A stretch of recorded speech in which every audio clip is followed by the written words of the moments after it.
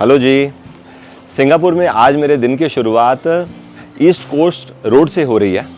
तो मैं अभी जिस रोड पे खड़ा हूँ इसी का नाम ईस्ट कोस्ट रोड है। सामने जो आप ईटरी देख रहे हैं, चिन मी चिन कॉन्फेक्शनरी, ये काफ़ी पुरानी ईटरी है और बहुत फेमस भी है। फेमस तो समझ आ ही रहा है क्योंकि देखो यहीं से दिख रही है ना, सामने क्यू लग रही है। हमें वहाँ पे नाश्ता करना है। अब क्यू में कितना देर लगेगी वो तो जाने के बाद पता चलेगा। बाकी सराउंडिंग्स आप एक बार देख लो।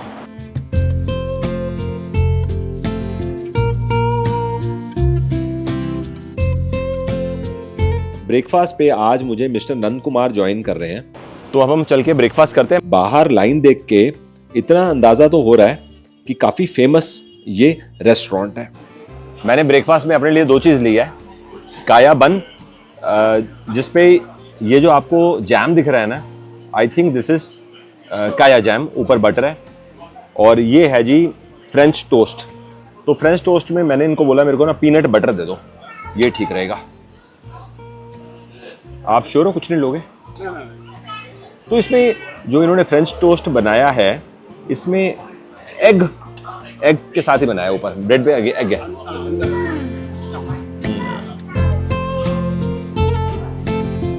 तो आपको कितने साल हो गए यहाँ सिंगापुर में रहते? 26 साल। 26 years. Yeah. Long time. Yeah, quite long. Bread को अंडे में डिप करके शैलो फ्राई करते हैं ना, कुछ कुछ वैसा टेस्ट है। बाकी बटर होने से डेफिनेटली बटरी टेस्ट हो गया। कॉफी के साथ सही कॉम्बिनेशन, अदरवाइज खाएंगे ना तो लॉट ऑफ बटर। थोड़ा स्वीट है स्लाइटली। वो है ना, वो स्प्रेड अंदर है ना बीच में, वो उसका है जो पीनट बटर है जो है ना, पीनट बटर थोड़ा चीनी हाँ या it's buttery plus that stuffing is there. Kaya, they generally do two types. One kaya in the bread also they do it. Kaya toast between the two bread slices they put kaya and then they make something like this. तो Singapore में kaya toast बहुत famous है। अच्छा, any time snack, any time breakfast.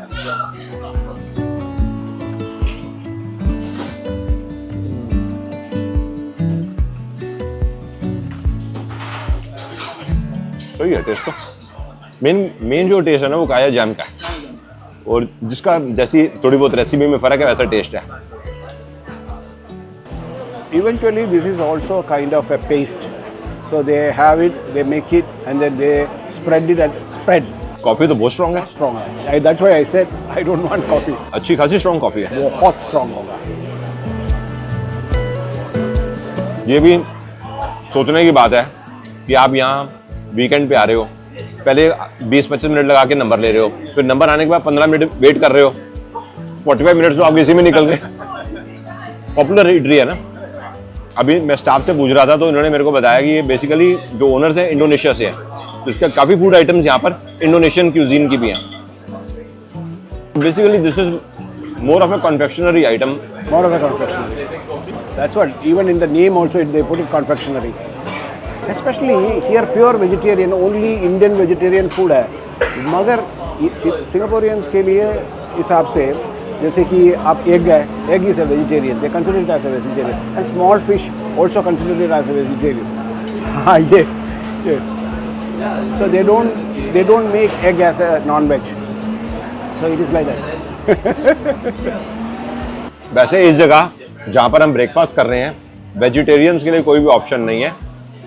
Egg तो minimum हर चीज़ में है। जैसे अभी मैं ये खा रहा हूँ, इसमें भी एग है। इसमें काया का जो जैम है उसमें भी एग डलता है। वैसे अगर किसी को इंटरेस्ट हो तो काया जैम आप मार्केट से परचेज कर सकते हो। 2-3 महीने की शेल्फ लाइफ होती है उसकी। हाँ, बाकी टेस्ट वाइज अच्छा है। Something new for me. Breakfast करके ना थोड़ा सा लेस नॉइजी एरिया में खड़े होके थोड़ा मैं आपसे समझना चाहता हूँ, अगर कोई टूरिस्ट सेल्फ ड्राइव व्हीकल यहाँ लेना चाहता है तो क्या सिस्टम है। प्लस एक दो चीज़ें और मेरे माइंड में है, 10 मिनट में आपके साथ चलती है, बाद डिस्कस कर लेता हूँ।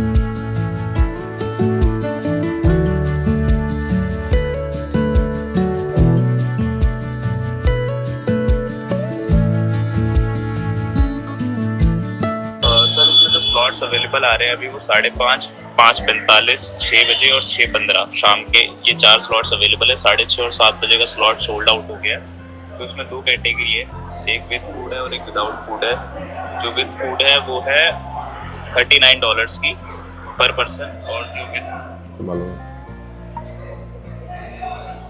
हाँ जी, एक काम करो, आज शाम का 5:30 का स्लॉट ले लो।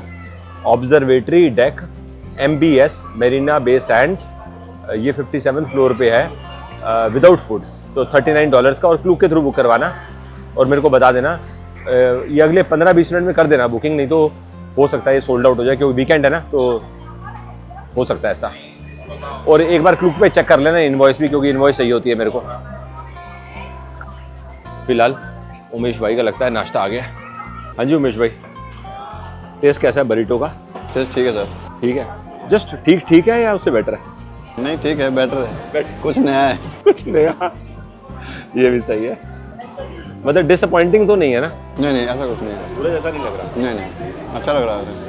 वेज फूड की थोड़ी सी दिक्कत है, ये ना प्योर वेज वाले पॉइंट्स या प्योर वेज फूड आइटम्स थोड़ी स्ट्रगल है, मिलना मुश्किल है थोड़ा, ढूंढने में मिल जाएगा लेकिन थोड़ा 10 में से 2 पे मिल रहा है। चलो करना ट्राई। नहीं मेरा तो नाश्ता हो गया। 5 मिनट के लिए I-12 कटांग मॉल में आए थे उमेश भाई के नाश्ते के लिए, तो बस 10 मिनट में नाश्ता हो जाएगा, फिर यहाँ से अपना प्रोग्राम आगे का कंटिन्यू करेंगे। फिलहाल यहाँ पर मॉल में बच्चों का टाइकोंडो चल रहा है।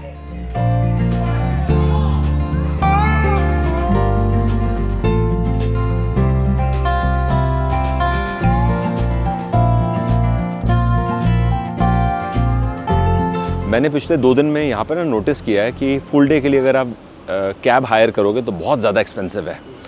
तो एज अ टूरिस्ट अगर मैं यहाँ आ रहा हूँ तो मैं सेल्फ ड्राइव अगर व्हीकल ले लूँ, कार ले लूँ, तो आपके हिसाब से is it a good idea और a bad idea? There are various challenges in taking the self-hired vehicle.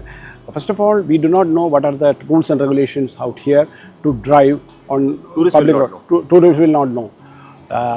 Then another thing is that parking is one of the challenge. You never know where is the exact parking to be done. Suppose if you park in a wrong place, obviously they will charge you, and then that will create fine हो जाएगा।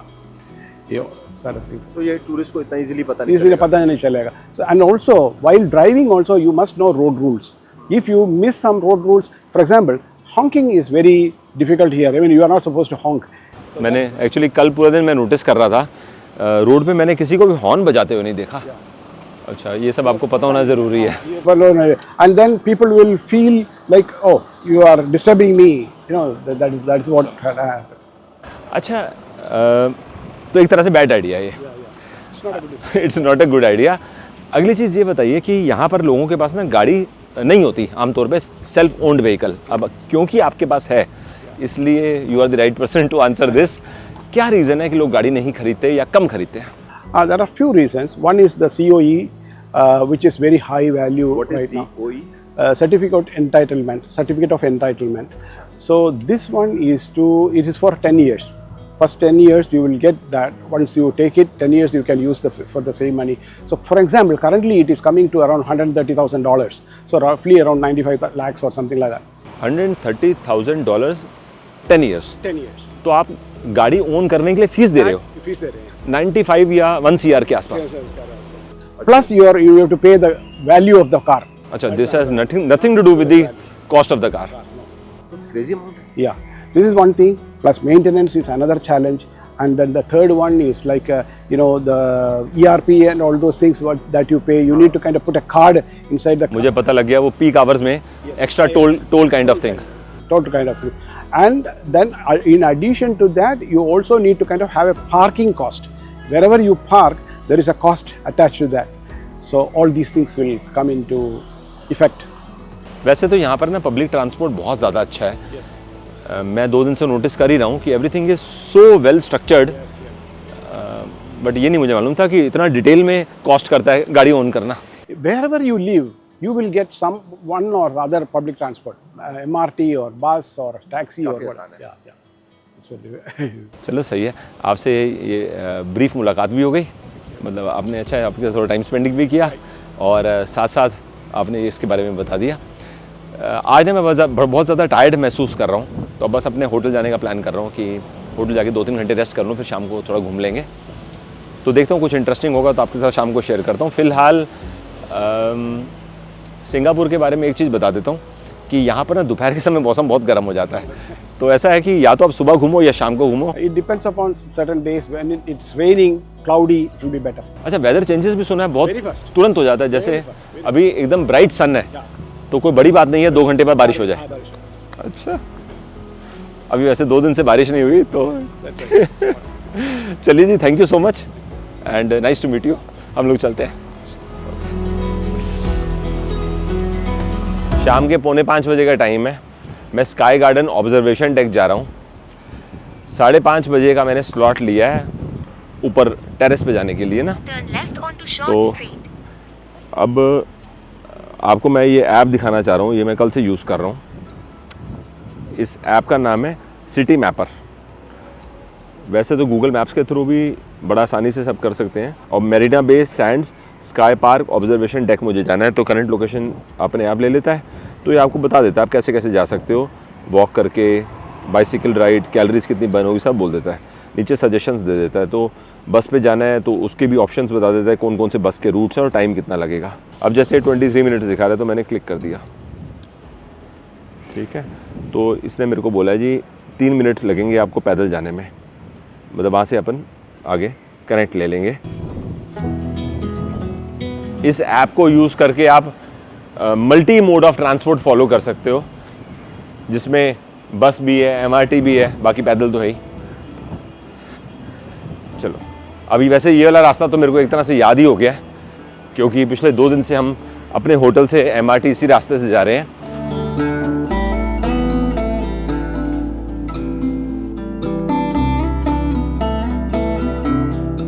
Yes, विच station? Blue line, बे front station.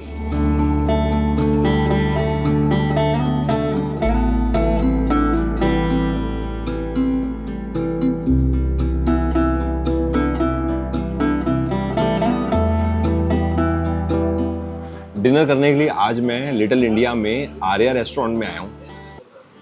मैंने अपने लिए लिया है रवा मसाला डोसा। बाकी सर्व करने का अंदाज़ डेफिनेटली सही है, आराम बढ़िया से उन्होंने बनाना लीफ पे सर्व किया है। ये है जी अंदर का मसाला, और देखने से डेफिनेटली मेरे को लग रहा है कि इसका टेस्ट बढ़िया होगा। चटनी भी दे दी, साथ में सांभर भी दे दिया। अब जब ये सर्व हो रहा था तो मैंने इनसे ना टाइम पूछा था, तो कह रहे हैं सुबह 8 बजे से रात के 11 बजे तक इनका टाइम होता है। जैसे साउथ इंडिया में भी होता है ना मील्स, दोपहर के समय होता है, तो यहाँ पे भी दोपहर में आपको मील्स मिलेगा। शाम के समय डोसा ले लो या फिर कोई स्नैक आइटम ले लो। अच्छा बन गया, मानना पड़ेगा, काफ़ी अच्छा टेस्ट है। सिंपल है, मतलब इसमें कोई भी फैंसी चीज़ नहीं है, सिंपल टेस्ट और बढ़िया लग रहा है।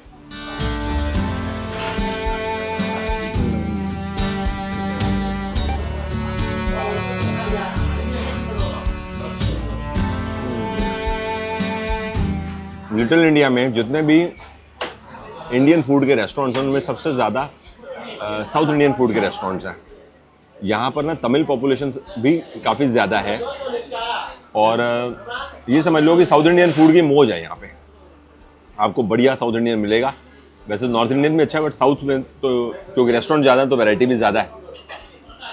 और लिटिल इंडिया को अभी हम अच्छे से एक्सप्लोर नहीं कर पाए, बीच में 1-2 बार खाना खाने आए थे, तो वो मैं वीज़ा टू एक्सप्लोर में उसका वीडियो बनाऊंगा जब मैं वहाँ पे एक्सप्लोर करूँगा, ठीक है। तो बाकी ये इनका सेटअप मेरे को अच्छा लगा, टेस्ट भी सही है। सही है, सांभर भी गुड है, एवरीथिंग नाइस। उमेश भाई यहाँ पे कोतू परांठा खा रहे हैं। पहले मैं भी सोच रहा था कोतू परांठा ले लूँ, फिर थोड़ा मेरा माइंड चेंज हो गया। तो आज के इस वीडियो को यहीं पॉज करते हैं। सी यू टुमारो। Good morning. इस समय मैं ब्रेकफास्ट करने के लिए लिटिल इंडिया में आया हूँ। हमारा होटल तो लिटिल इंडिया से वॉकिंग डिस्टेंस पर ही है, तो सुबह नाश्ता करने रोज़ मैं यहीं पे आ जाता हूँ। इस समय सामने रोड पे आप ट्रैफिक देख लो जी कितना है। 9:15 बजे का टाइम है, धूप निकल आई है। मेरे को ऐसा लग रहा है सिंगापुर में जो घूमने का बेस्ट टाइम है ना, वो है सुबह 6:30 बजे से 11 बजे तक। 11 बजे के बाद धूप तेज़ हो जाती है, और उसके बाद शाम को 4 बजे के बाद। एनीवेज वो जनरल इन्फॉर्मेशन थी। सामने A2B रेस्टोरेंट है, वहाँ पर चलकर नाश्ता करेंगे, फिर आपको आगे का प्रोग्राम बताता हूँ मैं क्या सोच रहा हूँ।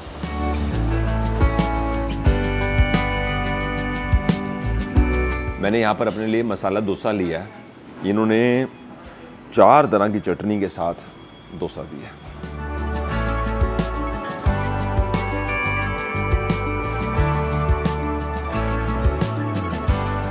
One of the finest dosa जो मैंने लिटिल इंडिया में खाया वो ये है। क्रिस्पीनेस के पॉइंट से ऐसा मैं कह सकता हूँ।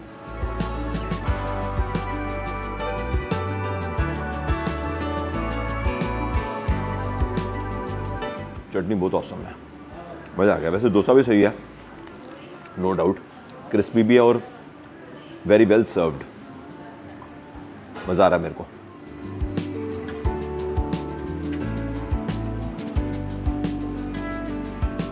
मसाले की स्टफिंग अंदर देख लो। ओवरऑल मेरे को ब्रेकफास्ट यहाँ अच्छा लग रहा है। जो ये मसाला डोसा मैं खा रहा हूँ इसकी प्राइस है 7.5 Singapore dollar.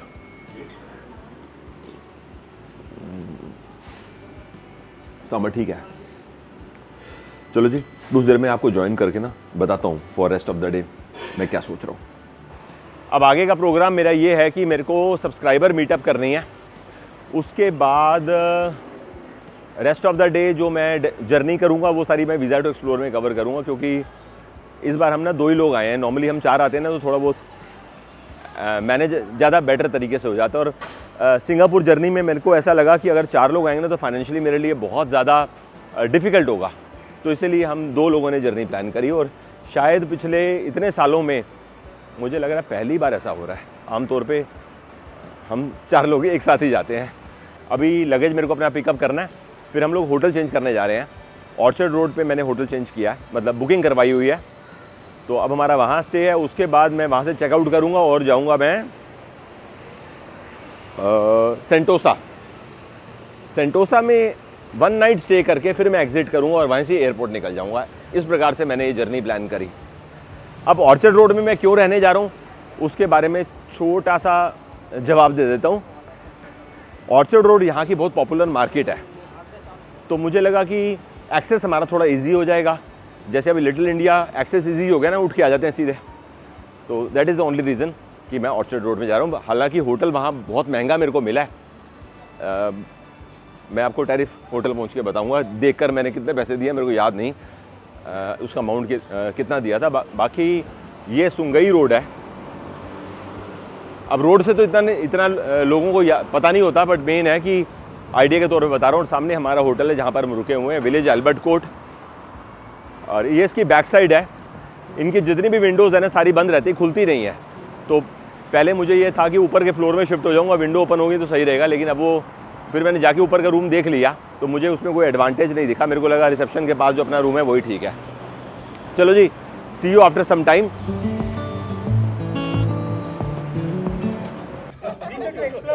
Visa to explore. Hippie hooray to visa to explore.